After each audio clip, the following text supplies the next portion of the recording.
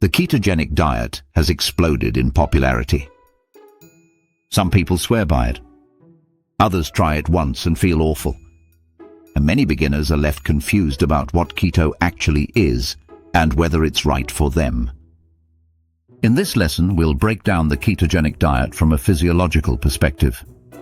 What it is, how it works inside the body, and how beginners should think about it in practical terms. Before we dive in, make sure to subscribe to the channel if you want more clear, science-based explanations like this. Now, let's get into it. The ketogenic diet is a very low carbohydrate, higher fat way of eating.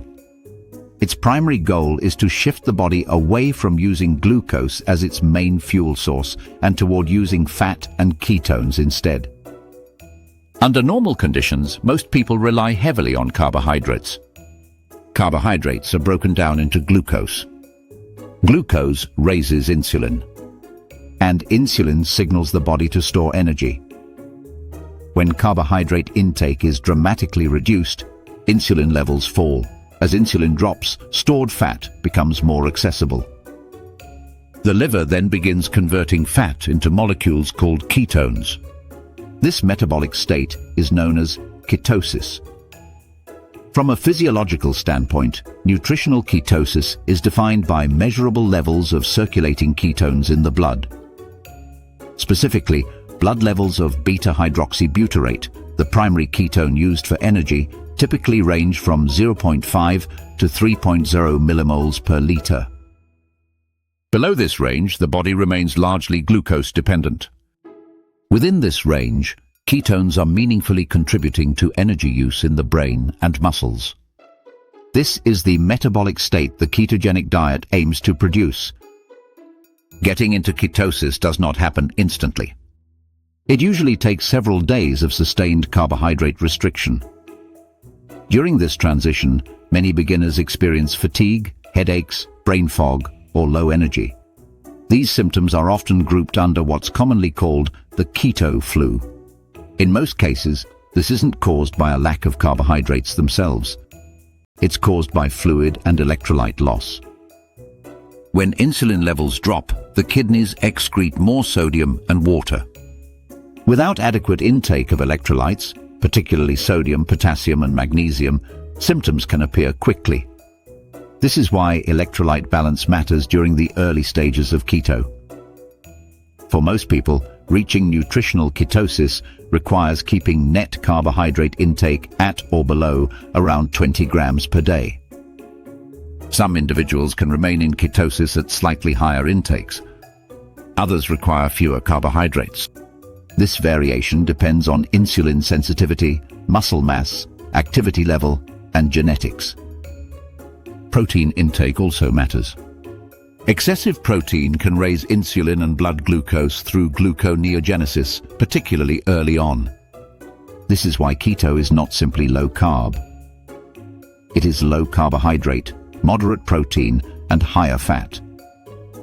Ketosis can be reached through several overlapping mechanisms. The first is dietary carbohydrate restriction, which lowers insulin and shifts fuel use toward fat. The second is fasting, which accelerates the depletion of stored glucose and pushes the body toward ketone production more quickly.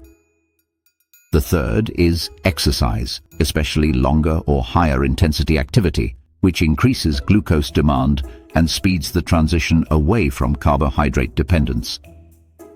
In practice, ketosis is usually achieved through a combination of food choices, meal timing, and physical activity. Once in ketosis, ketones become an important alternative fuel source. Unlike fatty acids, ketones can cross the blood-brain barrier efficiently. This is why some people report steadier energy or reduced appetite once they are keto-adapted. That adaptation takes time. Early symptoms are common before the body becomes efficient at using ketones for fuel. Some people choose to measure whether they are in ketosis.